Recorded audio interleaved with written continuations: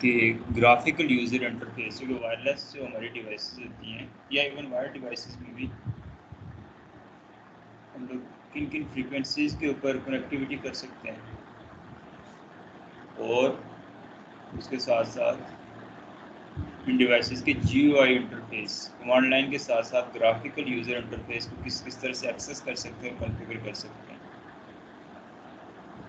Practice के लिए इन devices ये आपके पास अवेलेबल होती हैं, पैकेट ट्रेसर में भी हैं, लेकिन आज हम कोशिश करेंगे रियल डिवाइसेस के हवाले से ज़्यादा बात करें, और आज हम थ्योरेटिकल बात ज़्यादा नहीं करेंगे, ज़्यादा हम प्रैक्टिकल बात करेंगे आज की क्लास में।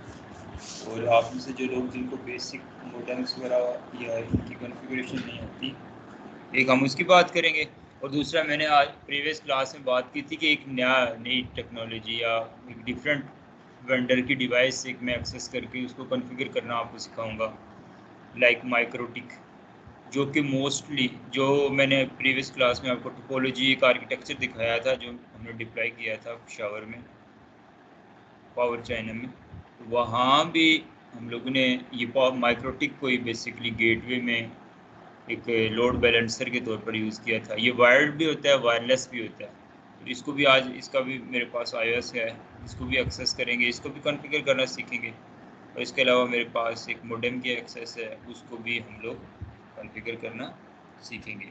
बाकी जो एक्सेस पॉइंट था हमारे पास, उसके कॉन्फ़िगरेशन पेजेस की मैंने आपको इंट्रोडक्शन दे दिया था, उसको उसके बारे में बता दिया था, और उसके CLI GUI दोनों इंटरफेसेस के बारे में आपके साथ मैंने होप सो वो आपको क्लियर होगा। तो उससे पहले जो लोग कुछ लोग हमारे साथ नए ज्वाइन हुए हैं, तो वायरलेस नेटवर्क्स का एक बेसिक मुख्तसर सा तारुफ करवा कर हम लोग चलते हैं अपने प्रैक्टिकल की तरफ।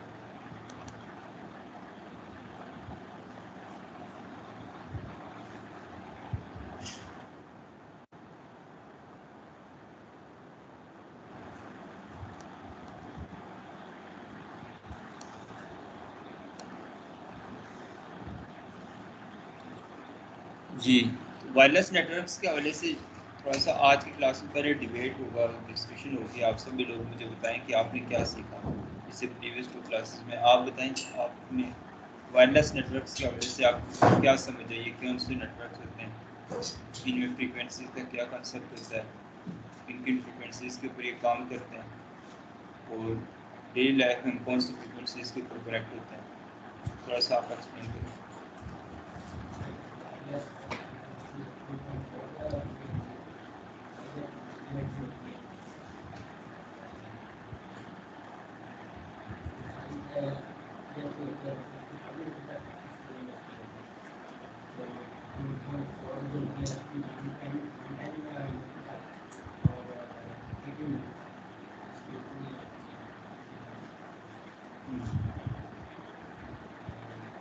आप लोगों को भी वायरलेस का अंदाजा हो गया? वायरलेस क्लियर है आप लोगों को?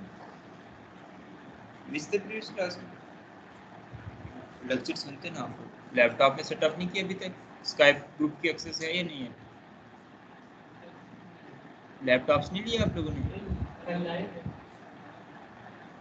तो बताते ना आप, बताते हैं आपको स्काइप ग्रुप में ऐड करते हैं, या आप व्हाट्सएप तो यूज़ करते हैं? व्हाट्सएप ग्रुप में हैं आप लोग? तो वहाँ से मुझे मैसेज कर लेना आप लोग पर्सनली, ठीक है? तो मैं आपको स्काइप ग्रुप में ऐड कर दूँ।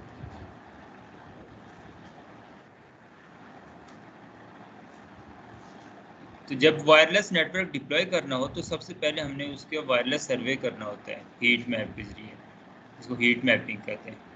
उसका बेनिफिट ये होता है कि बाद में हमारे लिए ईजनेस होती है, और अननेसेसरी ट्रैफिक या फिर अननेसेसरी वेव्स नहीं जनरेट होती, और कम से कम एक्सेस पॉइंट ज़्यादा से ज़्यादा एरिया को कवर करते हैं जब हम प्रॉपर सर्वे और प्रॉपर चैनल के ज़रिए डिप्लॉयमेंट करेंगे। इसके लिए काहू जो है बेसिकली एक सॉफ्टवेयर है। अच्छा, वो मैं ग्रुप में मैंने जो डॉक्यूमेंट भेजा था, किसी ने उसको एक्नॉलेज तक नहीं किया। मुझे बताएं ज़रा किस किस ने वो डॉक्यूमेंट पढ़ा है?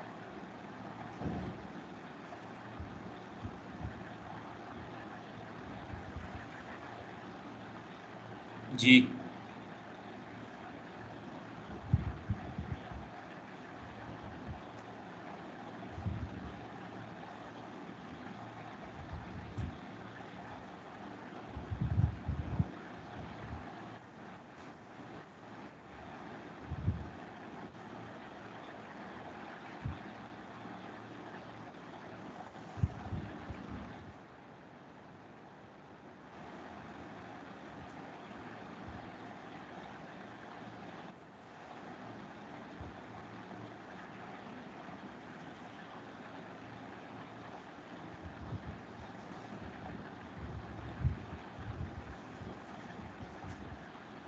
ये बिल्कुल एक मुख्तसर से डॉक्यूमेंट बनाया था आप लोगों की अंडरस्टैंडिंग के लिए, क्योंकि मैंने तो जनरली एक इकाहू के बारे में बताया था कि इकाहू है क्या। अब इकाहू के टाइप्स कौन कौन सी हैं, सर्वेज होते कौन कौन से हैं, और इनकी टाइप्स, ये आपने आई थिंक किसी ने ओपन भी नहीं किया है ना, किया आपने? आपने भी नहीं देखा किसी ने? इसको लाजमी देखना, ये आप ही के साथ स्पेशली मैंने मेंशन किया था साथ कि this is for specially for session April batch student से। देखिए मैंने आप लोगों के साथ मेंशन भी किया था, वायरलेस सर्वे होता है, ठीक है। किसी भी एक प्रीमिसेस के अंदर जहाँ पर एक नेटवर्क को हम लोगों ने इंस्टॉल करना होता है, और इस नेटवर्क डिप्लॉयमेंट इंस्टॉलेशन से पहले ये सर्वे किया जाता है, बाद में भी कर सकते हैं। वो होता है प्रोएक्टिव सर्वे और पैसिव सर्वे, इसकी टाइप्स होती हैं।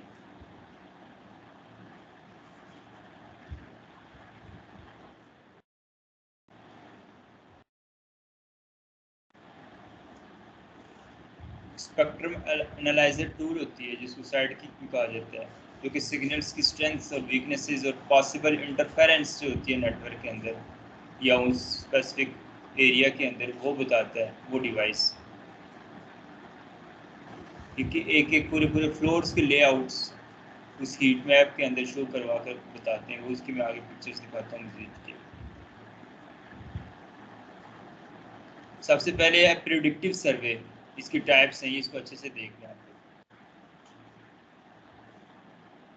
ये हमें बताता है बेसिकली वाईफाई की कवरेज, यूज़र्स किसी भी एरिया के अंदर प्रिडिक्शन, अंदाजन, ठीक है, कि किस किस पॉइंट के ऊपर कौन कौन से एपीज, कौन कौन से सिमरात अक्सर कितने एपीज, उनकी काउंट बताता है कि वाईफाई की कवरेज हमें प्रोवाइड कर सकते हैं, इतना एरिया कवर करवा सकते हैं। ये हीट मैप्स जनरेट करवाते हैं। ये रेडियो फ्रीक्वेंसी स्पेक्ट्रम डेटा जो होता है उसकी कवरेज के लिए होते हैं स्पेशली, और ये हर एक फ्लोर के अंदर बताते हैं कि कितने एपीज जो हैं वो हमारे सिग्नल्स की स्ट्रेंथ को कवर कर लेंगे, और हमारी स्ट्रेंथ इनफ होगी इतनी एपीज को अगर डिप्लॉय किया जाए तो। और ये सिग्नल टू नॉइस रेशियो बताते हैं। सिग्नल टू नॉइस रेशियो का मतलब पता है ना, कि कितनी आपके पास स्ट्रेंथ है सिग्नल के अंदर, उसमें दरमियान में इंटरफेरेंस कितनी है, क्या क्या आपके पास उसकी पॉसिबल जो है ना चीज़ें हैं जो कि आपके इस ओरिजिनल सिग्नल को डिस्टर्ब कर सकती हैं। और फिर ये भी बताते हैं कि उस एक्सेस पॉइंट की लोकेशन, उस फ्लोर में कौन कौन से पॉइंट्स के ऊपर उन एक्सेस पॉइंट्स को अगर लगाया जाए तो वो बेहतर रिजल्ट देंगे। ये तब होता है कि जब हमने एक्सेस पॉइंट्स पहले डिप्लॉय किए हों बाज़ औक़ात और वो सही स्ट्रेंथ ना दे रहे हों, तो फिर उसको रीलोकेट करने के लिए पहले सर्वे किया जाता है, ताकि दोबारा भी अगर हम लोग उनके लिए प्रॉपर केबलिंग करें, सारा कुछ करने के बाद भी डिप्लॉय करें, तो भी हमें वैसा ही रिज़ल्ट ना फेस करना पड़े। तो ये सारा कौन सा होता है, ये सारा एक प्रिडिक्शन के बेस के ऊपर होता है, ये करें तो ये होगा, ये करें तो ये होगा, तो इस वजह से इसको प्रिडिक्टिव सर्वे कहा जाता है। इसके बाद इसकी दूसरी टाइप है, ये टाइप्स मैं पूछूंगा फिर साथ क्लास के दौरान दोबारा से। पहले मैंने बताई है प्रिडिक्टिव सर्वे, ये सारी की सारी बातें होती है कि ये इस तरह से इस तरह से इस तरह से। फिर होता है पैसिव सर्वे।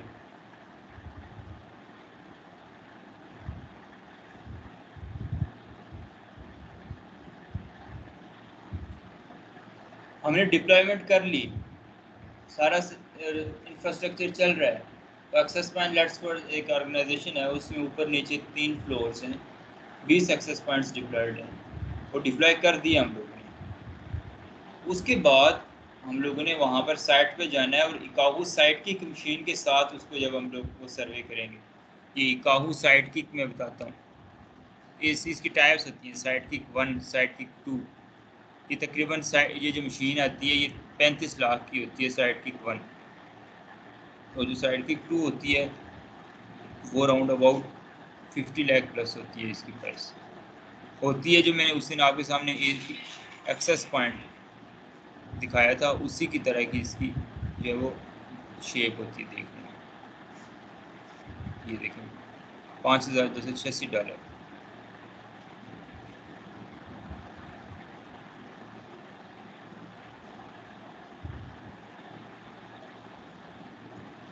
ये होती है।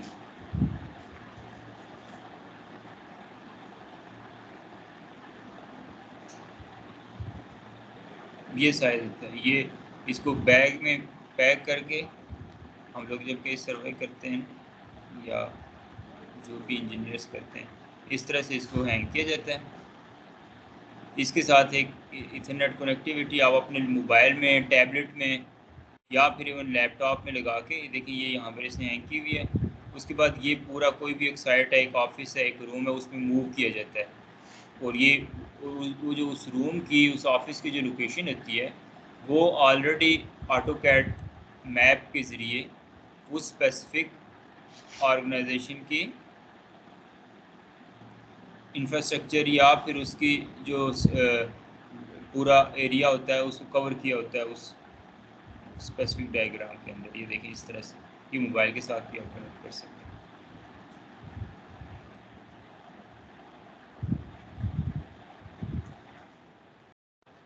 किया जाता है, ठीक है। ये जो इतने दिनों से बात कर रहा हूँ और बार बार ट्वीट कर रहा हूँ, इसका मकसद है इसके पीछे कि इस नई टेक्नोलॉजी को आप सभी लोग सीखें, इसके ऊपर रिसर्च करें। मैं इसके ऊपर एक रिसर्च पेपर भी लिख रहा हूँ, बहुत जल्द आप लोगों के साथ वो भी मैं शेयर करूँगा, बिल्कुल एक अपडेटेड। वो उसके ऊपर भी आपको मज़ीद, आप उसको जब पढ़ेंगे तो आपको मज़ीद अच्छी समझ आएगी।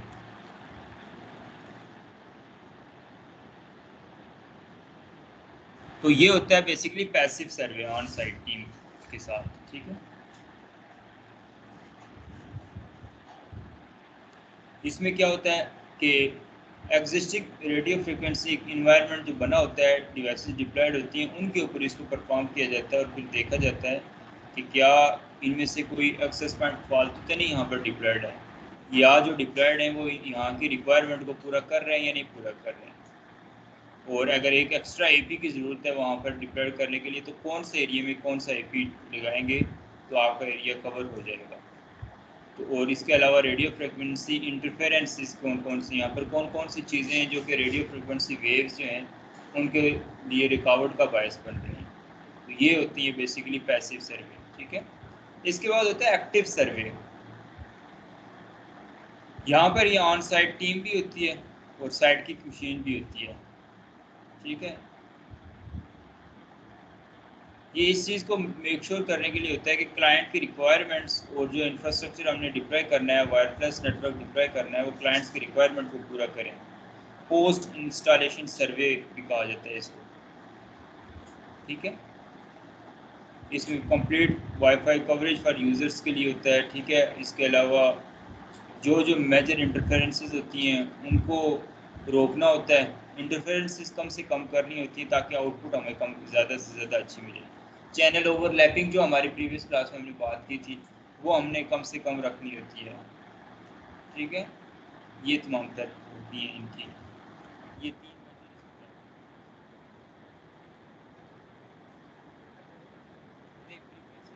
तीन चेंज करते हैं, ये ज़्यादा लोकेशन की बेस के ऊपर। Survey with AP on stick, AP on stick भी बोला जाता है, एपीओएस बोला जाता है उस डिवाइस को, is done in order to verify coverage areas and number of access points. तो अब ये इसने बताया कि एक यहाँ पर एक यहाँ पर दो लगा दिए जाए, तो इस तरह से आपके पास आएगा। अब ये एक्टिव सर्वे है, डायरेक्ट एपी वहाँ पर लगा हुआ है, अब उसके साथ ये कनेक्ट हो गई है और इसकी फ्रिक्वेंसीज बता रही है कि ये चीज़ें जो इसके लिए यहाँ पर रुकावट का बायस बन रही हैं, ठीक है। ये दो मेजर टाइप्स हैं।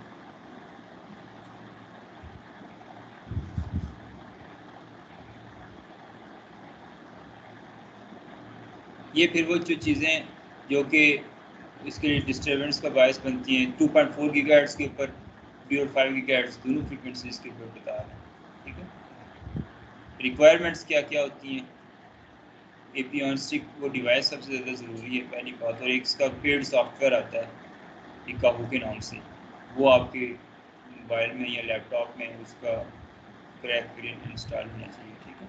चलें जी, बस ये था मुख्तसर सा, और ये बहुत इंपॉर्टेंट और बड़े आसान से नोट्स बनाए हैं, इसको आप लोग लाजमी गो थ्रू करिएगा सारे लोग। आई होप सो कि इसको आप पढ़ेंगे, इसको गो थ्रू करेंगे।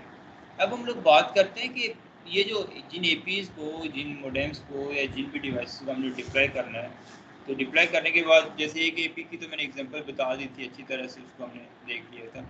अब जो वायरलेस, चूँकि हाल ही इसी तक मौजूद नहीं है, जो हमारे घरों में या डेली लाइफ में आपको वायरलेस राउटर्स डिप्लॉय करने पड़ते हैं, तो इनकी किस तरह से कॉन्फ़िगरेशन की जाती है, या बेसिक्स थोड़ा सा बता देता हूँ कि GUI इंटरफेस बेसिकली उसको कैसे एक्सेस किया जाता है।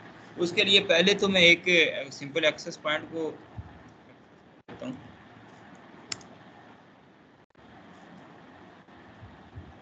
एक्सेस पॉइंट तो नहीं है, ये मोडेम है बेसिकली।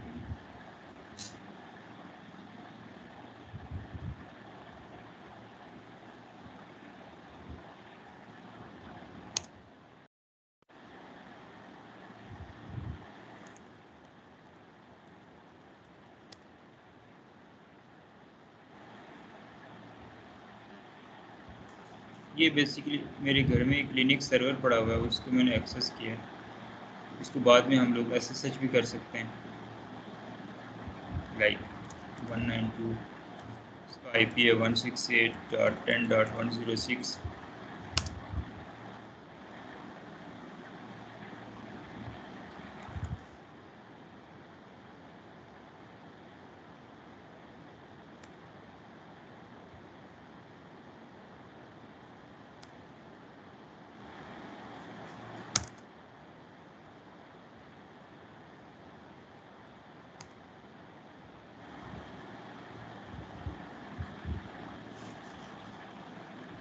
स्पेलिंग में नहीं गलत लिखा है।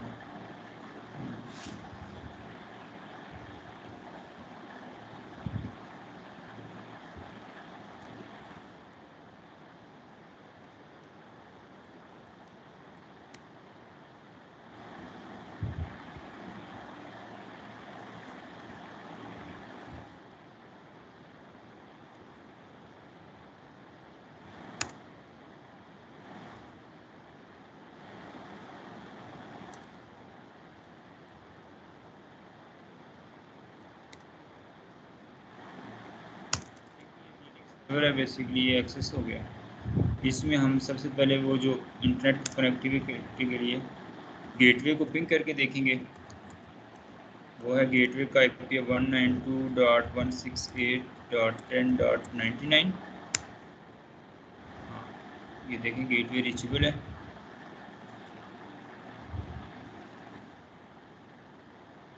उसके बाद अगर तो हमने CLI की तो मोडेम्स में नहीं होती, उनको GUI भी एक्सेस किया जाता है मैनली, आप सभी को पता है। तो उसके हम एक्सेस ले लेते हैं 268.10.99। आपको विजिबिलिटी का इशू ठीक है। ये देखें, ये वो एक्सेस पॉइंट जो है उसको अब हम पासवर्ड दे देंगे।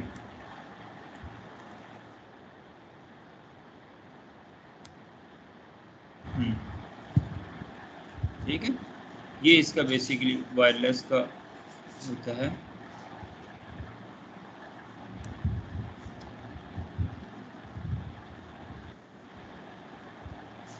अब इसमें सबसे पहले, क्योंकि हमने मेनली बात करनी है वायरलेस की बात, तो ये वायरलेस के पोर्शन में इसकी कॉन्फ़िगरेशन सही होती है, जो भी इसकी डिवाइस होती हैं।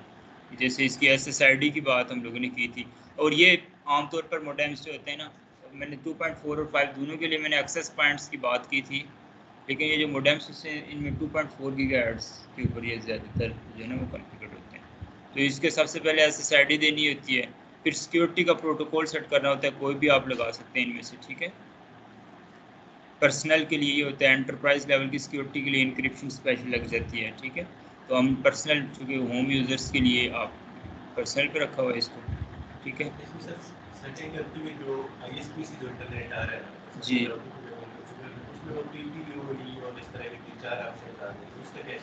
वो बेसिकली तब होता है कि जब आपने VPN टनल क्रिएट करनी है, तो उसके लिए उन स्पेशल प्रोटोकॉल्स को यूज़ करना होता है, अदरवाइज उसके लिए ज़रूरत नहीं होती। वो बाय डिफ़ॉल्ट जो होता है उसको भी हम रख सकते हैं। ठीक है, तो अब ये इसके साथ उसका पासवर्ड, मैंने उसकी कॉन्फ़िगरेशन करने किया था, तो वो शुरू से फिर उसके साथ हो गया। वो इसलिए मुझे साथ-साथ बताया, तो क्योंकि उन्होंने अपने जो आपके पास पब्लिक IP स्टैटिक नहीं दिया होता। जहाँ पर स्टैटिक होता है ना, तब उसकी ज़रूरत नहीं होती। वो डायनेमिक पब्लिक IP होता है, उसको वहाँ पर उन्होंने मैच करवाने होते हैं इनिशियली, जब आप कनेक्ट होते हैं दोबारा से, तो रीसेट करके, तो उसके लिए ज़रूरत होती है। तो वो नॉर्मली ऐसे होता नहीं है, उसके बगैर भी हम अक्सर अपने गेटवेज को रीसेट कर देते होते हैं, उसकी ज़रूरत नहीं होगी। आपका कोई और केस होगा, उसको हम डिस्कस करते हैं। हार्ड रीसेट ही करते हैं ज़्यादातर, यहाँ पर अक्सर नहीं चल रहा होता, इनका आते हैं हार्ड रीसेट करके वापस कन्फिगर कर लेते होते हैं।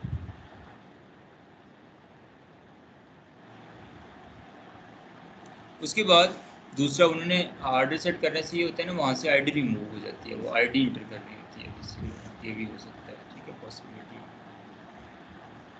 फिर अब यहाँ पर आगे इसकी मेन जो कॉन्फ़िगरेशंस करनी होती हैं वो एडवांस में आती हैं बेसिकली। यहाँ पर इसके मुख्तलिफ तरह के मूड्स होते हैं। अब ये राउटर मूड है करंटली, ठीक है, इंटरनेट है, इंटरनेट के आगे राउटर है, और राउटर से आगे ये जैसे मुख्तलिफ डिवाइसेस लगी हो सकती हैं, वायर्ड भी डिवाइसेस और वायरलेस कनेक्टिविटी भी देती हैं, ये राउटर मूड होता है। अब ये देखें जिसके ऊपर एक कॉन्फ़िगर्ड है, in this mode the router can provide internet access for multiple wired and wireless devices. क्योंकि इसके साथ है कि पोर्ट्स भी लगी होती हैं, ठीक है, पोर्ट्स भी हैं आपको नज़र आ रही हैं, और उसके साथ साथ वायरलेस है भी, जैसे मैं वायरलेस वाईफाई के जरिए कनेक्टेड हूँ, दोनों तरह से जब कनेक्ट होते हैं तो तब हमें राउटर मोड इसका इनेबल करना होता है, जो करंट मोड है।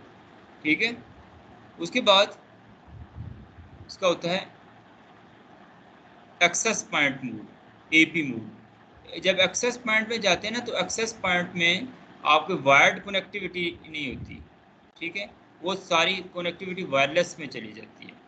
ठीक है, in this mode the router changes an existing wired network into a wireless one, सारे वायर्ड नेटवर्क्स को वायरलेस में कन्वर्ट कर देता है, एपी मोड जिसको हम लोग बोलते हैं। ठीक है,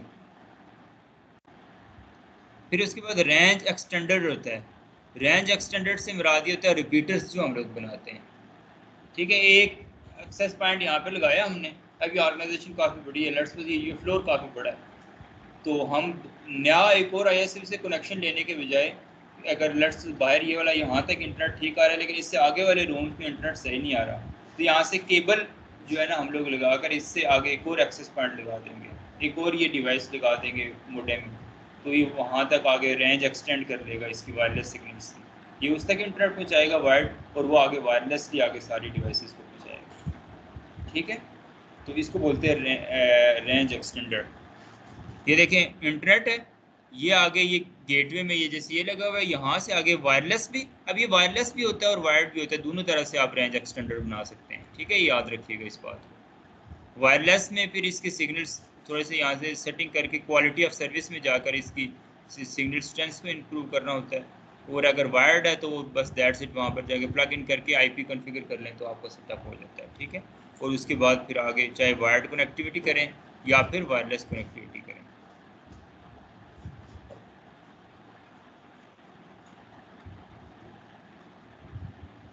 तो फिर होता है WISP मोड, विस्प। यहाँ पर ये वायरलेसली ही आपके ISP नेटवर्क के साथ कनेक्ट हो जाते हैं आपके एरियाज़ के अंदर। ये वो जो UBNT की डिवाइसेस मैंने आपको बताई थी, वो AP स्टेशन से बने होते हैं और वो खुद वायरलेस सिग्नल्स भी दे रहे होते हैं, तो उस केस में ये उनके साथ वायरलेसली ये देखिए कनेक्ट होते हैं, और आगे चाहे वायर्ड कनेक्टिविटी प्रोवाइड करें या वायरलेस कनेक्टिविटी प्रोवाइड करें। तो ये तमाम मोड्स का आपको पता होना चाहिए लाजमी, ये इंपॉर्टेंट मोड्स हैं। ठीक है, ये WISP मोड कहलाता क्या है, इसको भी चेक कर लेते हैं। इसका अब्रीविएशन था, आई थिंक में निकला हुआ जी आपके में हमारे पास रिपीटर बनाने के लिए एक ऑप्शन तो ये है कि हम अपने फिजिकल को उसको आगे दे दें जहाँ पे सिग्नल दें जी। सर हमारे पास कोई मोबाइल नहीं, हाँ, इसको हम आगे रिपीटर बना सकते हैं। नहीं, ये सिर्फ सिग्नल कैरी करता है ना, आगे डिलीवर नहीं करता ना, इसका मसला ये है। जैसे हम अपने मेरे पास इंटरनेट है, मैं हॉटस्पॉट बना के सबको मिलता है। हाँ, तो वो कर सकते हैं आप, बिल्कुल कर सकते हैं, वो इस तरह से आगे भी फॉरवर्ड करेगा। ये चीज़ हो सकती है कि मेरा मोबाइल भी किसी के साथ वायरलेस कनेक्ट हो और आगे वो हॉटस्पॉट देता है ना, तो ये तो हम डेली लाइफ में करते ही करते हैं, इसमें तो कोई ऐसी बात है ही नहीं। इसका सिंपल सी एग्जांपल ये होती है कि मोबाइल्स में अगर हमने किसी एक के पास पासवर्ड हो, अब तो वो आ गया है ना स्कैनर भी, तो पहले पासवर्ड्स देखने का ऑप्शन नहीं था, तो फिर वो आगे हॉटस्पॉट के जरिए आगे शेयर कर देते थे, वो भी रेंज एक्सटेंडेड था क्लास। ठीक है, अच्छा, ये WISP था, वो वायरलेस इंटरनेट सर्विस प्रोवाइडर, तो मैं इसी इसको सर्च कर रहा था। ठीक है, ये तो सिंपल सी चीज़ थी।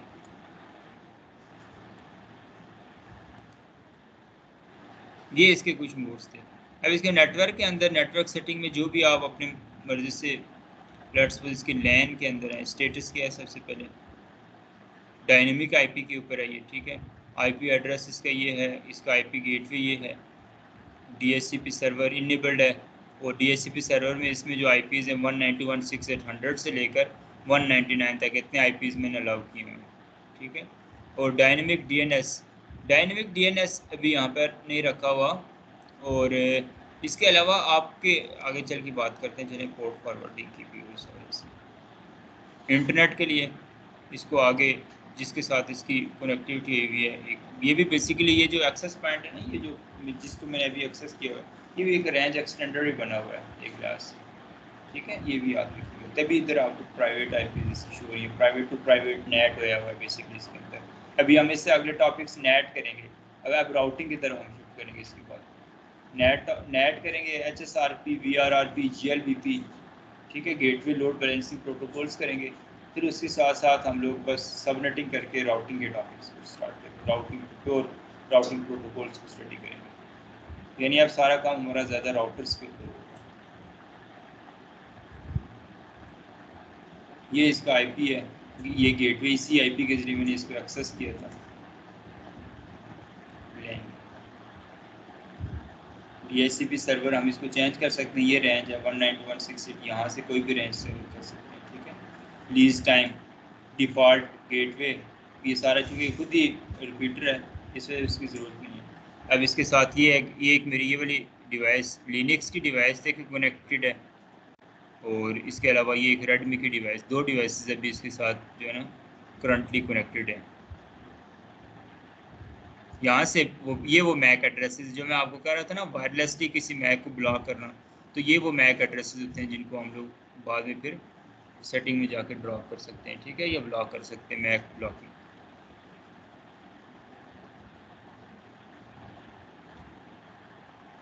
फिर राउटिंग में वो राउटिंग एंट्री की ज़रूरत नहीं होती।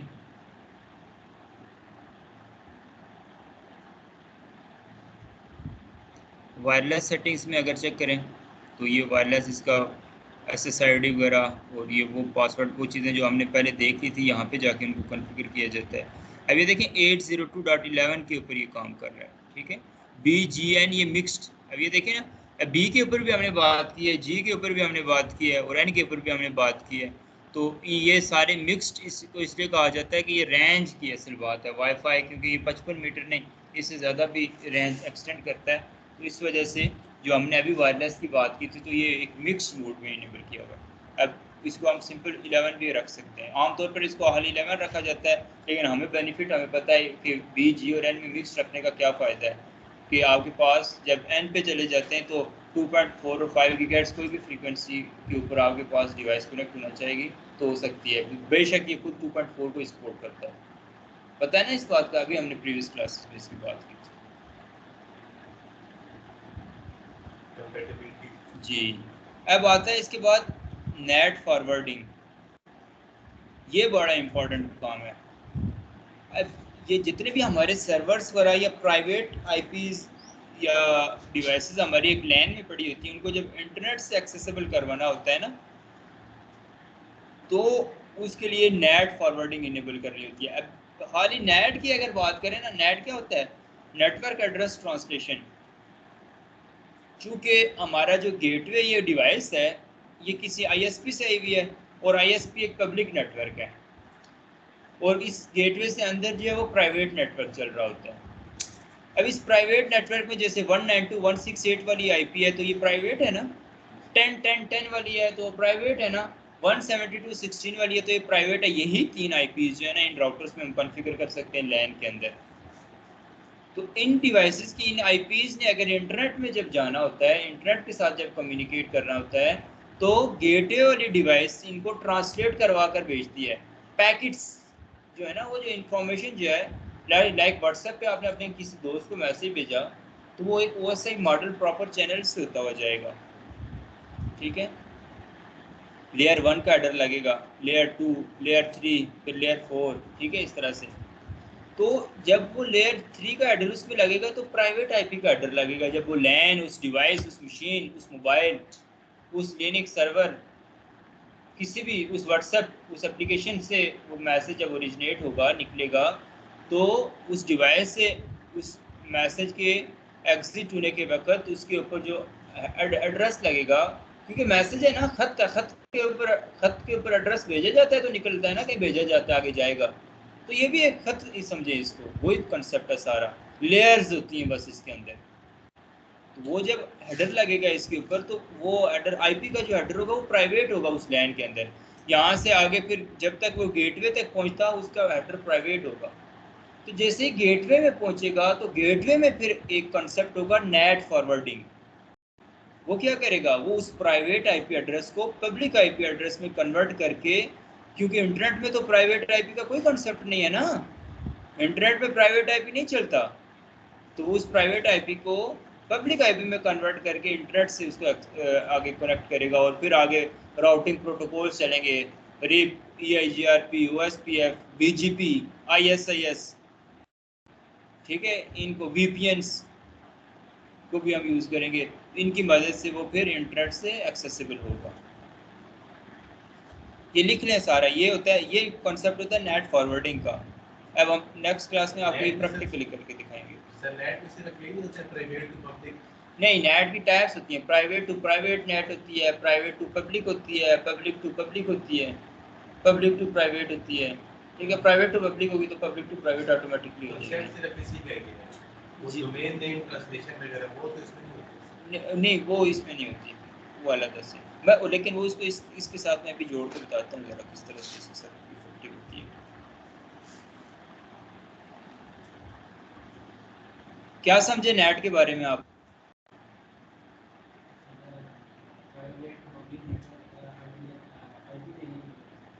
हमारी गेटवे वाली डिवाइस से हमारे मैसेज, हमारी इंफॉर्मेशन को बाहर लेके जाने के लिए हमें नेट करना पड़ता है।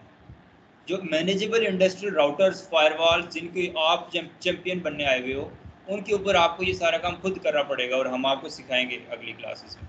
ये जो मोडेम्स होते हैं ना इन डिवाइसेस के अंदर या फिर एक्सेस पॉइंट्स के अंदर, ये नेट वाला काम बिल्ट इन होता है, ये ऑटोमेटिकली होता है, इसके हमारे पास कॉन्फ़िगर करने का ऑप्शन ही नहीं होता नेट फॉरवर्डिंग का, ठीक है। ये ऑटोमेटिकली यहाँ पर ये इसको इनेबल किया जाता है, ठीक है, ये याद रखिएगा, ये नेट फॉरवर्डिंग है।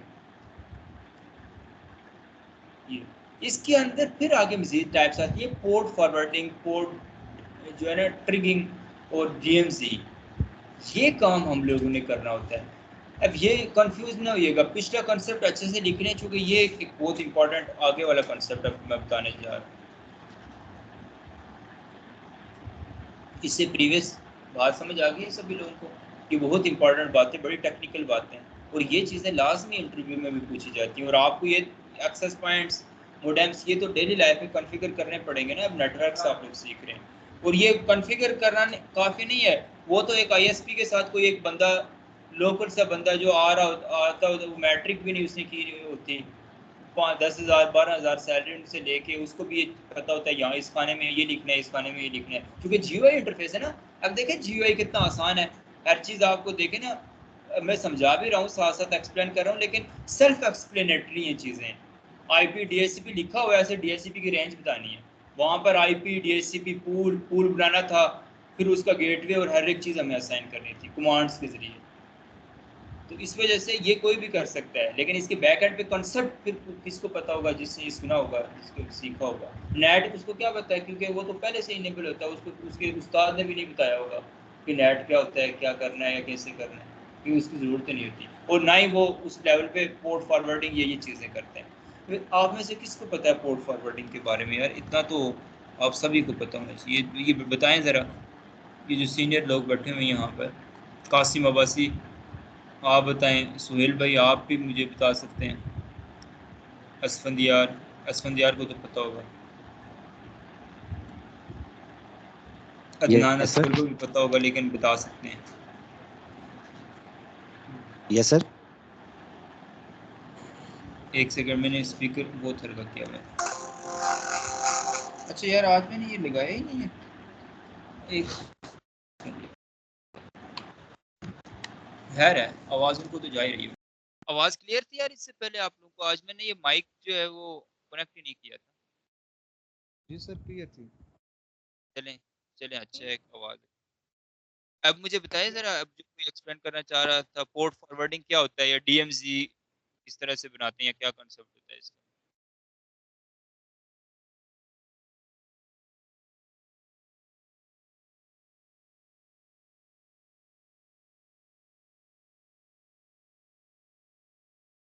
जी कासिम, आप बताएं।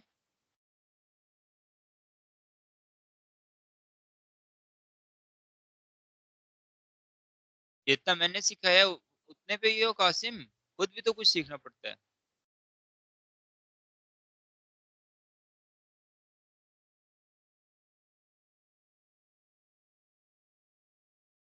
अदनान भाई आप बताइए।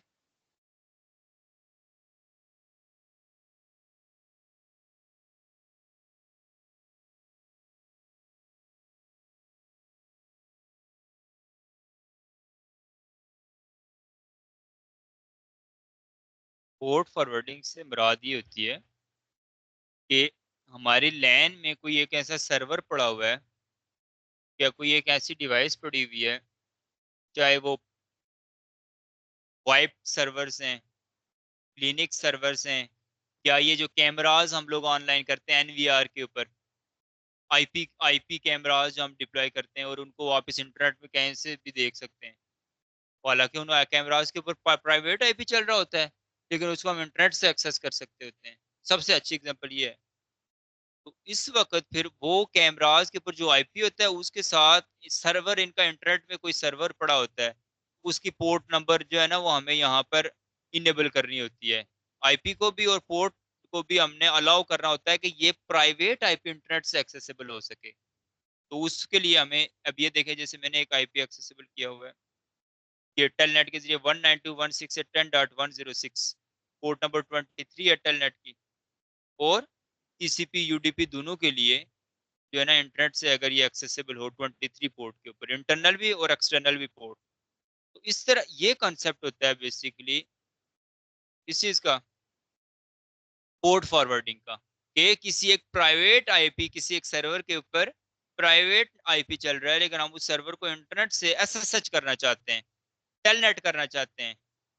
तो उस वक्त फिर हम लोग उसको, या फिर इंटरनेट से किसी भी तरह से पिंग करना चाहते हैं, तो फॉर दैट आप जो है ना, उसके ऊपर पोर्ट फॉरवर्डिंग को इनेबल करते हैं। ठीक है, देखे ना, पोर्ट फॉरवर्डिंग का कॉन्सेप्ट साथ लिखा हुआ है इसके ऊपर। Specify ports to make specific devices और services on your local network accessible over the internet. आपके लोकल नेटवर्क के अंदर जो सर्विसेज हैं कोई, उनको इंटरनेट के अंदर एक्सेसिबल बनाना, ताकि मेरे पास एक अभी विंडोज की मशीन पड़ी हुई है, एक लिनक्स सर्वर है, दोनों में उठा के घर पे, घर ऑफिस डेली लेके जाऊं, यूनिवर्सिटी लेके जाऊं, मुश्किल है।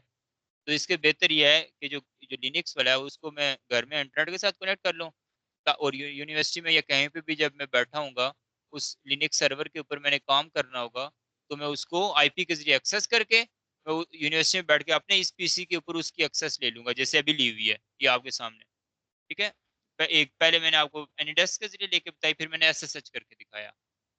ठीक, और उसके बाद उसको हम लोग कॉन्फ़िगर कर सकते हैं, या फिर हम अपने जो भी आगे प्रोजेक्ट्स होते हैं, जो भी काम कर सकते हैं, जो कॉन्फ़िगरेशन या जो भी काम होता है उससे रिलेटेड, जो कि विंडोज़ में नहीं हो सकता, लिनक्स के लिए जिसकी रिक्वायरमेंट थी। अब पोर्ट ट्रिगरिंग क्या होता है? Port triggering, specify ports to allow devices on your local network to dynamically open specific external ports and forward packets। कि external ports बाहर से, ताकि अलाउ करना किसी भी एक पोर्ट्स को कि वो आपके पास इंटरनेट के अंदर इस डिवाइस को रीचेबल बनाए। मैन इसका भी वही कंसेप्ट होता है। ठीक है,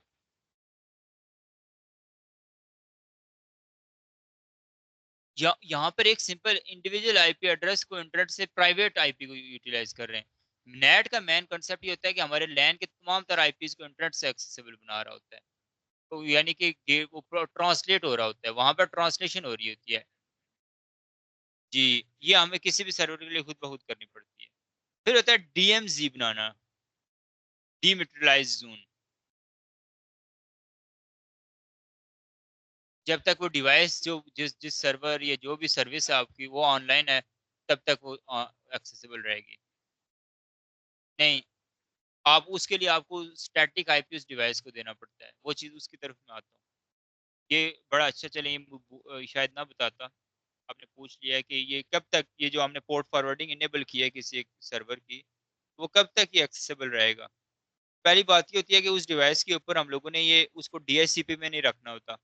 पहली बात होती है उसको ये प्राइवेट आईपी हम लोगों ने स्टैटिक आईपी देना होता है, ताकि ये बार बार चेंज ना हो। लेकिन चूंकि असल बात तो कॉन्सेप्ट तो पीछे पब्लिक आईपी का होगा ना, तो पब्लिक आईपी एड्रेस जो होता है वो हमेशा चेंज होता रहता है, क्योंकि डायनेमिक पब्लिक आईपी एड्रेसेस की टाइप्स होती है, एक डायनेमिक पब्लिक आईपी एड्रेस होता है और एक स्टैटिक होता है। जो डायनेमिक होता है ना वो सस्ता होता है, जो हम यहाँ पे भी लगा हुआ है, हमारे घरों में भी, ऑफिस के अंदर भी ये डायनेमिक ही होता है। जब आपने वीपीएन्स वगैरह या हाई लेवल इंफ्रास्ट्रक्चर बैंक्स वगैरह की डिप्लॉयमेंट करनी होती है ना, वहां पर स्टैटिक आईपी एड्रेस आईएसपी से स्टैटिकली आईपी एड्रेस एक परचेज किया जाता है, वो चेंज नहीं होता, वो फिर वीपीएन की टनल्स बनती है उनकी मदद से। यहाँ पर भी पोर्ट फॉरवर्डिंग के लिए आपको स्टैटिक आईपी एड्रेस की जरूरत पड़ती है, लेकिन जो घरों के अंदर एक सिंपल एक सर्वर को आप ऑनलाइन करने के लिए इतना महंगा स्टैटिक आईपी एड्रेस महंगा होता है बहुत ज्यादा। ठीक है। हाँ, पब्लिक तो डायनेमिक में भी होता है ना, दोनों ही पब्लिक होते हैं, लेकिन डायनेमिक ये चेंज होता रहता है, वो रैंडम्स में से आता है, स्टैटिक स्पेशल सर्विसेज के साथ आता है। जी, वो एक फिक्स अलर्ट होता है, वो किसी और को पूरी दुनिया के अंदर नहीं अलर्ट हो सकता जब तक आप उसको रिलीज नहीं करते। ठीक है। तो इस केस के अंदर फिर आता है एक कंसेप्ट डायनेमिक डीएनएस का, जिसको नो आईपी के जरिए बेसिकली डिप्लॉय किया जाता है। डायनेमिक डीएनएस से मुराद ये होती है कि इंटरनेट के अंदर हम लोगों को एक डायनेमिक डीएनएस की एक बहुत सारी एप्लीकेशन से एक है, उनमें से नो आईपी, वहां पर हमें अपना अकाउंट एक डोमेन बनानी पड़ती है, उस डोमेन को हमें रजिस्टर करवाना पड़ता है, और एक हमारा जो पब्लिक आईपी एड्रेस होता है वो उस डोमेन पे चला जाता है। तो फिर क्या होता है, हमें बैकएंड पे आईपी बेशक चेंज होता रहे, डोमेन हमारी सेम रहेगी। तो फिर हम आईपी के बजाय डीएनएस के जरिए हम लोग क्या करते हैं कि वो स्पेसिफिक सर्वर तक रीचेबल बन जाते हैं। ठीक है। ये बड़ी ये बात बार बार सुनिएगा, और इस बात को अपनी वर्डिंग में लिखिएगा। किसी को अगर ना समझ आइए तो मैं बताऊंगा, दोबारा रिपीट करूँ कि पब्लिक आईपी डायनेमिक चेंज होता रहता है, और डीएनएस का मतलब यही होता है कि आईपी से छुटकारा, आईपी को याद ना रखना पड़े, उसके बजाय उसका एक नेम सर्वर बना लें। तो जिस टाइम रनिंग टाइम पे ऊपर जिस भी कोई भी एक आईपी है, उसको हम लोग बना देते हैं एक डीएनएस के साथ, और फिर डीएनएस फ्लशर लगा देते हैं। हर 5 मिनट के बाद डीएनएस अपने आप को रीसेट करके जो भी पब्लिक आईपी एड्रेस मिला होगा उस टाइम पे उसके साथ बाइंड कर देगा। हम आईपी के जरिए नहीं फिर उसके बाद एक्सेस करेंगे, हम उस डीएनएस के नाम के जरिए एक्सेस करेंगे, और वो डीएनएस सर्वर जो डोमेन हमने इंटरनेट पे बनाई होगी वो इस डायनेमिक आईपी को ऑटोमेटिकली अपने साथ मैच कर देगी एक्सेस करके। तो फिर ये कहलाता है कि नो आईपी, इसकी एक सॉफ्टवेयर होता है जिसके ऊपर ये डोमेन बनाई जाती है। ठीक है, जैसे मैंने यहाँ पर बनाई हुई है, मैं आपको दिखाता हूँ। ये देखिए माई नो आईपी की अगर एग्जांपल करें,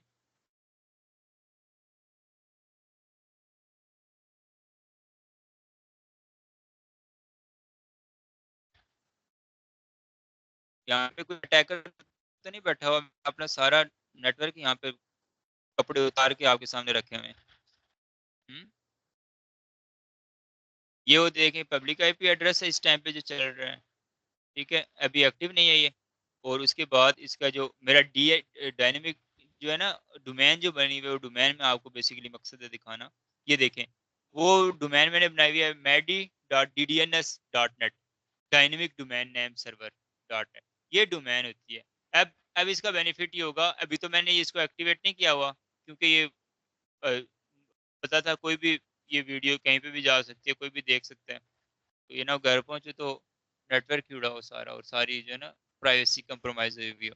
तो उसके लिए आप बेसिकली ये वो एसएसएच की जगह या गूगल ब्राउजर के अंदर फिर आप ये लिखेंगे medi.ddns.net, और फिर उसके आगे जो भी मैंने पोर्ट नंबर तो नहीं बताता कोई, उस जो पोर्ट नंबर रजिस्टर्ड करवाया होगा, इसके जरिए आप पब्लिकली उस प्राइवेट सर्वर तक पहुंच जाएंगे इंटरनेट की मदद से। समझ गए बात को? मेरे ख्याल में अब बेहतर समझ आई होगी, है ना? वो सेफ्टी यही होगी कि ये डोमेन किसी को ना बताओ, डोमेन के बाद इसका पासवर्ड होता है, वो क्रेडेंशियल जो अचीव कर पाएगा तभी। अगर टेल नेट है तो खोल के देख सकता है, ऐसा सच पे करोगे तो नहीं होगा। ठीक है। चलें जी, ये हो गया। उसके बाद इसका इतना ज़्यादा फ़िल्टर करना कोई स्पेसिफ़िक आपके पास यहाँ पे वो एंट्री आती है, ठीक है? किसी किसी भी एक मैक एड्रेस को या किसी भी एक प्रोफ़ाइल को जो भी डिवाइस कनेक्ट है उसके ऊपर फ़िल्ट्रेशन लगाना, इसको बोलते हैं पैरेंटल कंट्रोल। फिर आता है क्वालिटी ऑफ सर्विस, यहाँ पर बैंडविड्थ वगैरह हमने इनेबल करनी होती है कि अपलोड यहाँ पर अपलोड डाउनलोड्स जो है ना मैक्सिमम मिनिमम हमने रखने होते हैं, वो सेटिंग सेटिंग कर सकते हैं।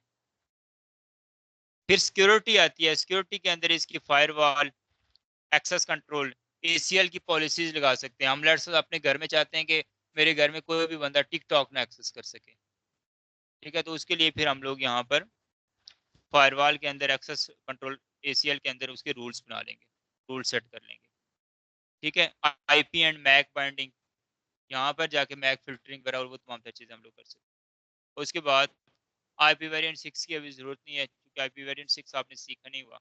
आईपी वेरिएंट 6 के ऊपर भी लेक्चर हम लोग करेंगे। फिर उसके बाद सिस्टम के अंदर अगर फ्यूचर में अगर ये कोई एपी गड़बड़ करता है, एक्सेस पॉइंट है या मोडेम है, तो आप इसका फिर्मवेयर अपग्रेड कर सकते हो। फिर्मवेयर बेसिकली एक्सेस पॉइंट्स के अंदर इनको फिर्मवेयर कहा जाता है। राउटर स्विचेस फिजिकल डिवाइसेस के अंदर इसको आईओएस कहा जाता है। काम एक ही है, दोनों का ऑपरेटिंग सिस्टम्स होते हैं, ठीक है? फिर्मवेयर भी एक ऑपरेटिंग सिस्टम होता है, आईओएस होता है, इंटरनेट वर्किंग ऑपरेटिंग सिस्टम, जो कि उस डिवाइस को चलाता है, जिसकी मदद से ये तमाम तरह इंटरफेसेस और ये तमाम तरह चीजें आपको नजर आ रही हैं। जी पूछे, क्या कह रहे हैं आप? नहीं, ऐसा नहीं होता। फिर्मवेयर अपग्रेड्स होते हैं, फिर्मवेयर अपग्रेड आती है, नहीं देखो ना, फिर्मवेयर के ऊपर क्लिक करो, ये देखो, ये ब्रोज करके अभी कह रहे हैं कि फिर्मवेयर का वेरिएंट 1.4.4 चल रहा है, और आप अगर न्यू फिर्मवेयर करना चाहते हो तो उसका नाम लिखिए ये ब्रोज, और उसका आईओएस आपके लैपटॉप में कहीं पड़ा हुआ है हार्ड डिस्क में, ये देखो, उसको ब्रोज करके लाओ और ये अपग्रेड करो उसको। फिर्मवेयर इसको नहीं कहते जो आप कह रहे हैं।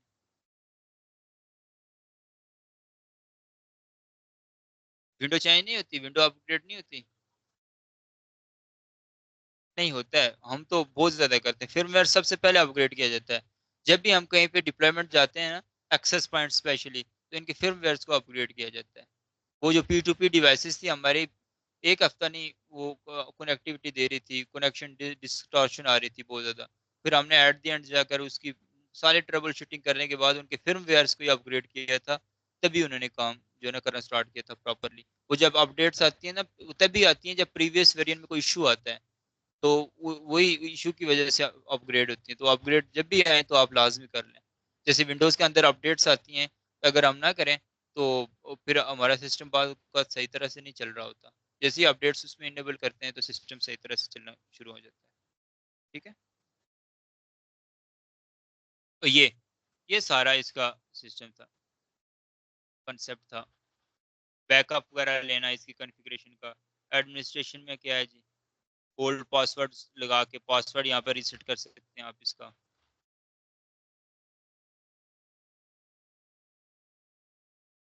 रीबूट इसको कर सकते हैं, वो किया तो यहाँ से मेरी एक्सेस खत्म हो जाएगी। बस ये तमाम तर चीज़ें, मेरे हाल में ये सारे कंसेप्ट आपको समझ आ गए होंगे, है ना? वायरलेस मैंने बता दिया। इंटरनेट के अंदर इसका क्या आईपी है, डायनेमिक आईपी मिला हुआ है, इसको देखें, ठीक है? स्टैटिक भी ये देखें, ये आप कह रहे थे dynamic IP, static PP, POE, L2TP, ये बेसिकली होता है point to point tunnelling protocol होता है ये, और लेयर 2 टनलिंग प्रोटोकॉल होता है। ये देखें, ये पीपीटीपी और ये चीजें तब हम इनेबल करते हैं जब हम लोगों ने वीपीएन के जरिए किसी एक रिमोट लोकेशन से अपने इस नेटवर्क को एक्सेस करना होता है, उसमें ये पीपीटीपी वीपीएन होता है। वो जो मैं माइक्रोटिक की एग्जांपल बता रहा था ना, तो आज इसी के ऊपर बात काफी हो गई है, तो चलें बहरहाल बात कर लेते हैं माइक्रोटिक के ऊपर भी। वहां पर हम लोग सबसे ज्यादा चलने वाला पीपीटीपी प्रोटोकॉल जो है ना, वो माइक्रोटिक के ऊपर होता है। कि हम लोग अक्सर माइक्रोटिक्स उन ऑर्गेनाइजेशंस पूरी की एक्सेस लेनी है ना उनकी गेटवेज की, तो वो जो माइक्रोटिक राउटर होता है ना, उसमें पीपीटीपी हम लोग इनेबल कर देते हैं। उसके बाद हमारे पास एक सॉफ्टवेयर होता है, मैं आपको अगर दिखाऊं, विन बॉक्स। इस विन बॉक्स सॉफ्टवेयर की मदद से हम लोग ने यहाँ पर एंट्री बनाई होती है, तो वीपीएन के जरिए उस माइक्रोटिक राउटर को एक्सेस करते हैं। जब वो गेटवे हमारे पास वो राउटर एक्सेस हो जाता है, उससे आगे पूरे नेटवर्क में जितने एपीज होते हैं, जो भी होता है, तो हम लोग वायरलेस ज्यादातर ट्रबल शूटिंग हम यहाँ से बैठ के भी कर सकते हैं जहाँ पर हमने डिप्लॉयमेंट की होती है। चाहे वो डिफरेंट कंट्री हो या डिफरेंट सिटी हो। जैसे आप कह रहे थे आपकी जो जॉब जो जिस जगह पे आप अप्लाई किया था उनका भी यही काम था, उन्होंने तो जस्ट मैनेजमेंट करनी थी, वहां पर रिमोट टीम ने ये सारा काम इस तरह से करना था, आपने जस्ट उनकी सुपरविजन करनी थी। ठीक है, तो इंटरव्यू के लिए बुलाया नहीं है या आप गए नहीं हो?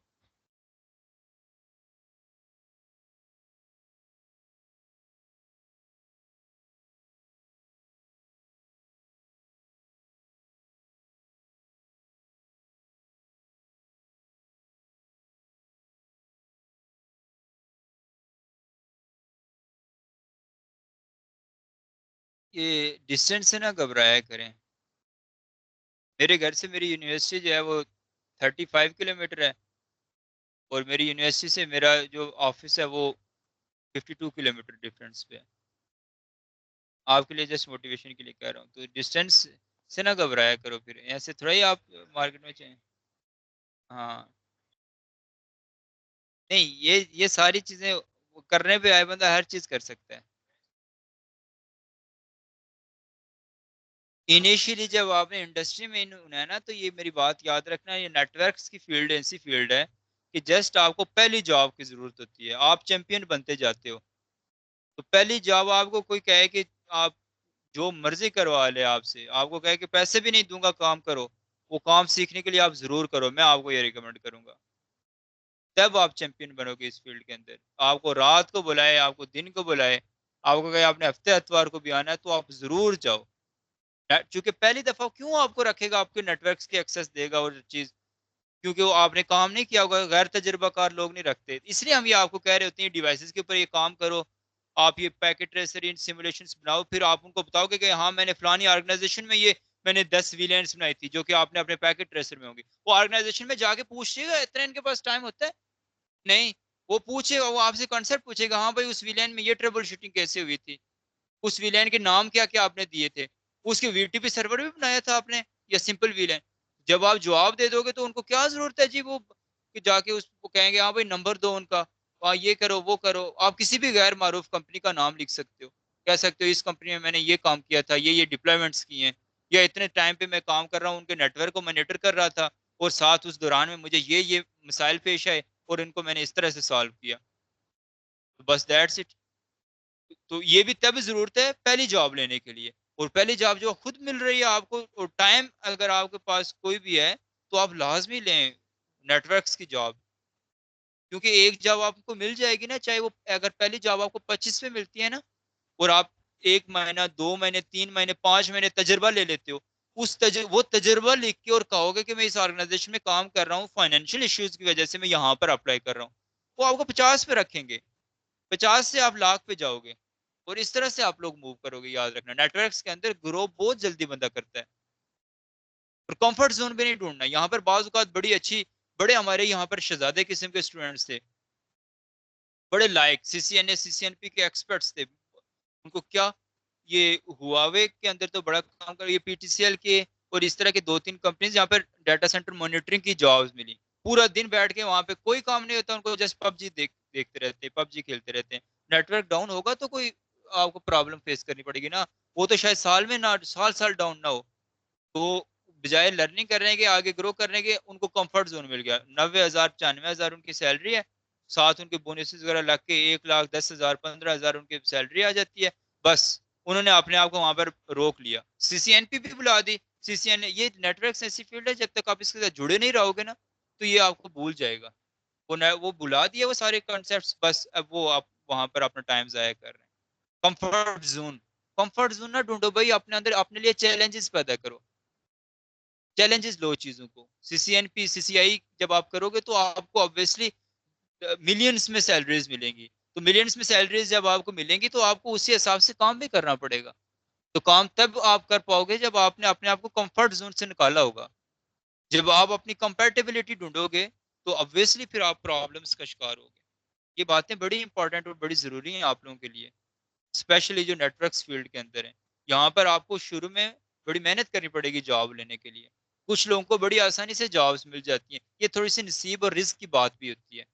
और कई लोगों के लिए हम बड़ी कोशिश भी कर रहे होते हैं, सारा कुछ कर रहे होते हैं, लेकिन रिस्क नहीं लिखा होता, तो वो काफी उनके डिलेज आ रहे होते हैं। लेकिन अल्हम्दुलिल्लाह उनको जब अल्लाह बाद में अता करता है, वो मेहनत अगर वो कर रहे हो तो वो ज़रूर मिलती भी है, और उससे जो बाकी जिनको पहले मिल जाती है उनसे ज़्यादा बेहतर मिलती है। आपको अल्लाह जो है ना आज़मा भी रहा होता है बाज़ औक़ात, या फिर वो जो जॉब होती है क्या पता आप उसके लिए मेंटली तौर पर उतने तैयार ना हो, आप वहाँ पर सर्वाइव ना कर सको। इसलिए भी शायद आप वहाँ पर अल्लाह आपको भेज नहीं रहा होता, ज़िल्लत से बचने के लिए। तो आप अपने ऊपर मेहनत करें, आप अपने आप को इस काबिल बनाएँ कि जॉब आपको ऑफ़र की जाए, आप जॉब के पीछे ना भागें। ठीक है? ये याद रखें। आपके पास अपने आप को एडवर्टाइज़ करने के कितने प्लेटफ़ॉर्म्स हैं, फ़ेसबुक है, लिंक्डइन है, सबसे बड़ी एक प्लेटफ़ॉर्म। ठीक है? इसके अलावा टिकटॉक पे और कुछ लगाने के बजाय आप अपनी सर्विसेज़ लगाएँ, मैं ये काम कर रहा हूँ। आप अपनी ये टोपोलॉजीज़ अपलोड करें। हुँ?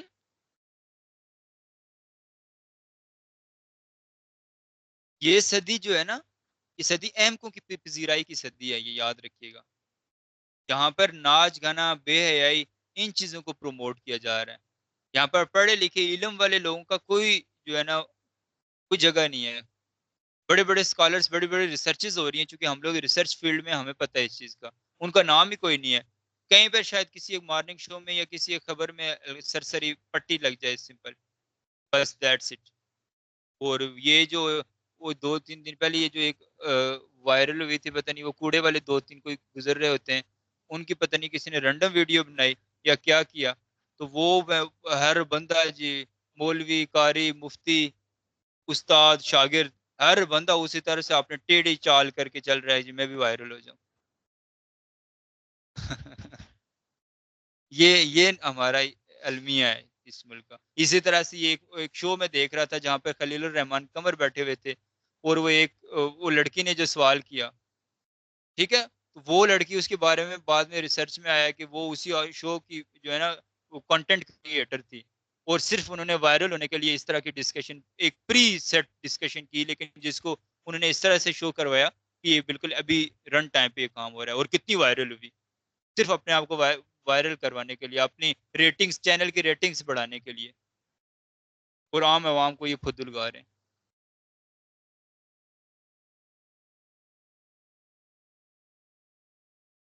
तो इसलिए इन तमाम तर चीज़ों के होते हुए आप अपने आप को, अपनी सर्विसेज़, अपने ऊपर पहले मेहनत करें और अपनी सर्विसेज़ को एडवर्टाइज़ करें कि ये सर्विसेज़ हम लोग दे सकते हैं, ये चीज़ें। तो वो तब होगा जब आपने मेहनत की होगी, जब आपने कोशिश की होगी, जब आपने अपने ऊपर काम किया होगा। तो अपने ऊपर काम करना ना छोड़ें। अपनी इंग्लिश को स्ट्रॉन्ग बनाएँ, सबसे पहली चीज़, ठीक है? इंग्लिश को इम्प्रूव करें, अपनी अपनी ग्रामर, इसके अलावा हाँ, जी,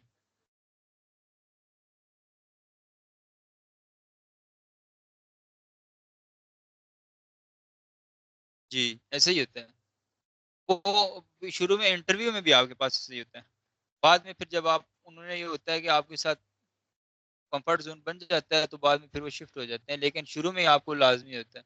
तो उसके लिए आप, जो लोग थोड़े से फाइनेंशियली वीक हैं या वो हैं, तो आप कुछ टाइम में, या नहीं भी वीक हैं, कोई ऐसा मसला नहीं है। आप कॉल सेंटर कोई जॉइन कर लें, जहाँ पर आप 1 मंथ, 2 मंथ जो है ना डायलिंग पे बैठ के आप वहाँ पर जब आप यूएस, यूके के क्लाइंट्स के साथ आप लोग डील करेंगे, तो आपका एक्सेंट डेवलप हो जाएगा। लेकिन ग्रामर फिर भी वो सिर्फ़ लिमिटेड ही होगी, और इसके अलावा आपके पास वोकैब्युलरी।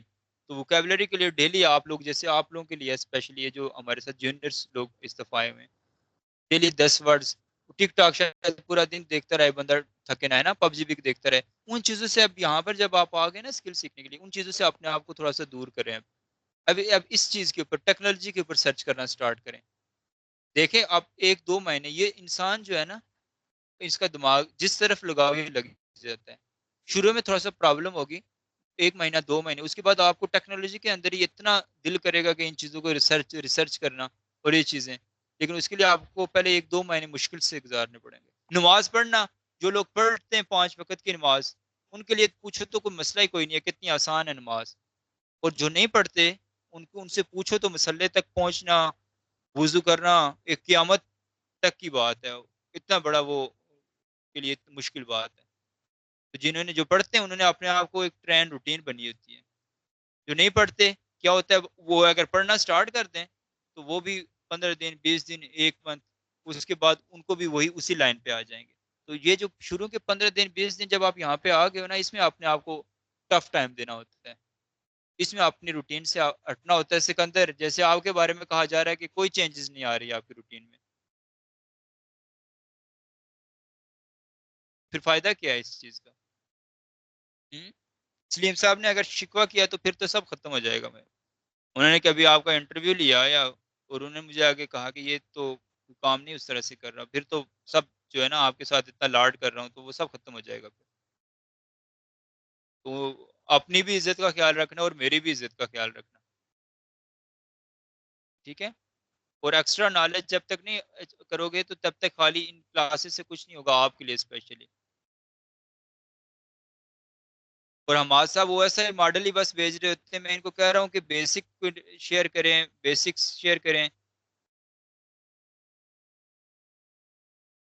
कंप्यूटर है क्या, इसकी ऑपरेटिंग सिस्टम के बारे में बताएं, बेसिक नोट्स बताएं, आप टोपोलॉजीज की टाइप्स शेयर करें, simplex, half duplex, full duplex क्या होता है, ये चीजें इनके साथ शेयर करें। आप वो ऐसा मॉडल हाई लेवल का आर्किटेक्चर भेज देते हो 10 दिन 15 दिन के बाद एक।